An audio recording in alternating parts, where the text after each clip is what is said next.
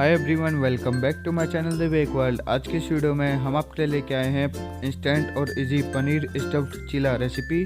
तो वीडियो के एंड तक ज़रूर बने रहें। मॉर्निंग ब्रेकफास्ट के लिए काफ़ी परफेक्ट है। अगर आपको हमारा वीडियो अच्छा लगे तो लाइक और कमेंट करना ना भूलें। Thanks for watching.